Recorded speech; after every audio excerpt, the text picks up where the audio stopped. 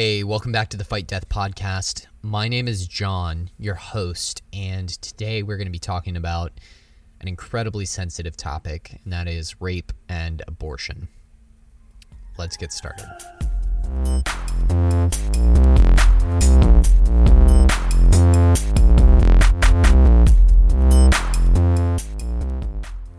As I said, today we're going to talk about a very sensitive subject, obviously, rape.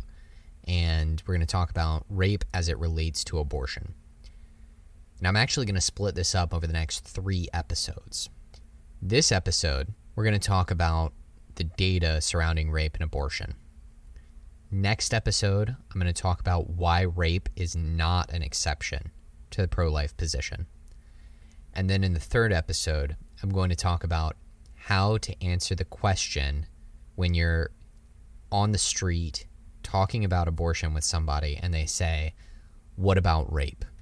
As I said, today's episode is going to be a look at the data surrounding rape and abortion. And I'm relying on certain sources of data in talking about this, but I want to point out that data on rape in America is fundamentally unclear.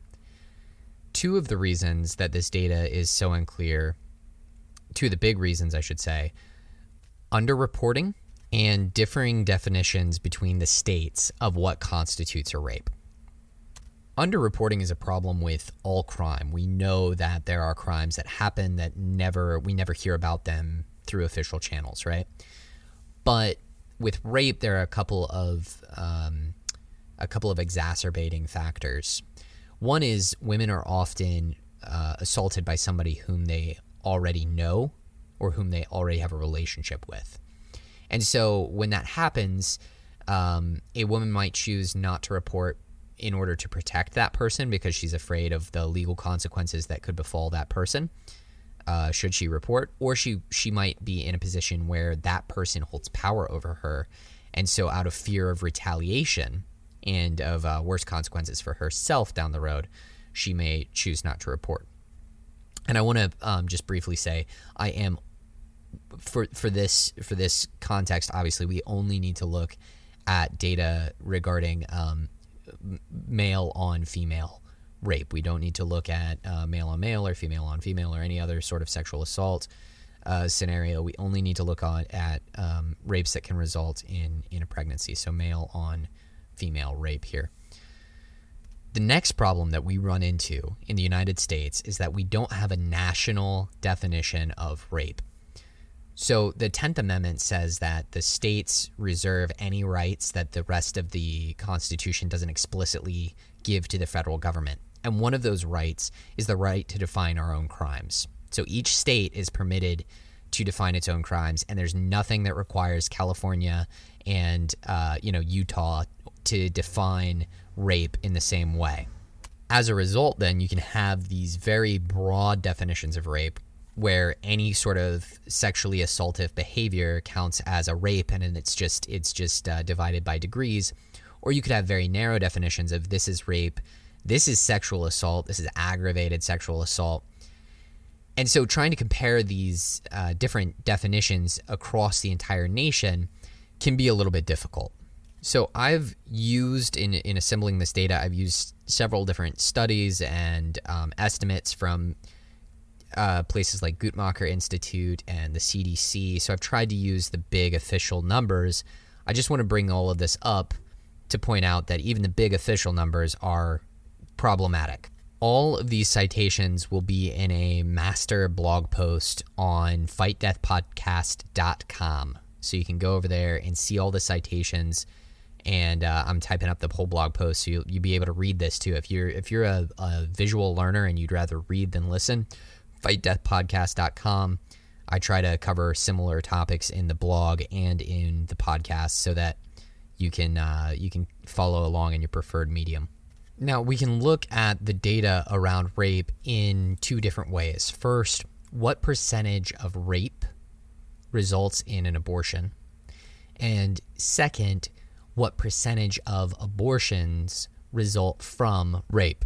So first, let's look at when rape results in abortion. somewhere between 3.1% and 7.98% of women who are raped become pregnant as a result of that rape.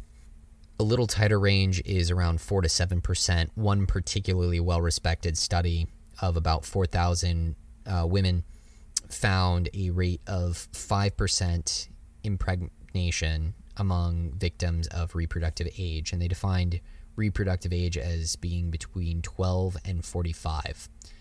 That results in a national rate of 32,101 pregnancies every year, give or take. I think that this puts the lie to the idea that I see floating around in pro-life circles that rape very rarely results in pregnancy. 5% is not a huge number, obviously, but 32,000 pregnancies a year, give or take, are the result of rape. That's not negligible, and that's something that we definitely need to deal with when we talk about this. We definitely need to deal with the fact that anywhere from 3 to 8% of women who are raped will become pregnant. So of those women who become pregnant as a result of rape, the American Congress of Obstetricians and Gynecologists reports about 10 to 15,000 will seek abortion as a result of that rape. So that would be around 31 to 47-ish% of those 32,101 pregnancies resulting from rape each year. That number is very close to the results of the 1996 study that I talked about earlier, where researchers found that 50% of the women chose abortion, 32% kept the child, 12% miscarried, and around 6% gave the child to an adoptive home. This 50% abortion rate is only slightly higher than the 42% abortion rate for all unintended pregnancies in the United States. So women who are raped and become pregnant as a result do not choose abortion at a significantly higher rate than women who are just, they have a unintended pregnancy. Now, looking at this from the other perspective, however, when abortion results from rape, we get much smaller numbers. Rape is rarely the reason that women seek abortion as a percentage of all abortions. Women self-report rape as the reason they are procuring an abortion only 1% of the time, and women report rape as the most important reason for their abortion less than 0.5% of the time. Even if we assume underreporting on the part of these women who are self-reporting these statistics to avoid stigma, or to, maybe they're being pressured into an abortion and they can't say, oh, it's because this guy raped me because he's right there and he's going to pay for the abortion. Even if we assume that and we take the ACOG's numbers and we say, okay, well, the CDC reported an average of like 655,000 abortions per year over a 5-year period. And then if we use the, 15,000 from the ACOG, 15,000 women seeking abortion as a result of rape, divide that out, and at the high end, what we see is 2.3% of all abortions carried out each year are women who have been raped and become pregnant who are seeking abortion for that reason. But we know that the CDC data is incomplete. We know, not all states report all abortions to the CDC. Guttmacher, who's basically the research arm of Planned Parenthood, estimates an average of 933,900 abortions per year for that same 5-year period.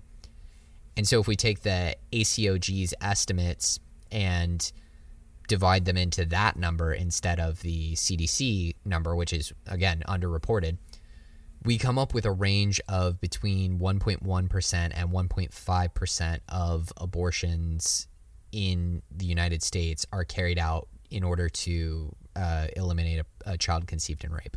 That's pretty close to the self-reported data. So that increases our confidence in the self-reported data, I think.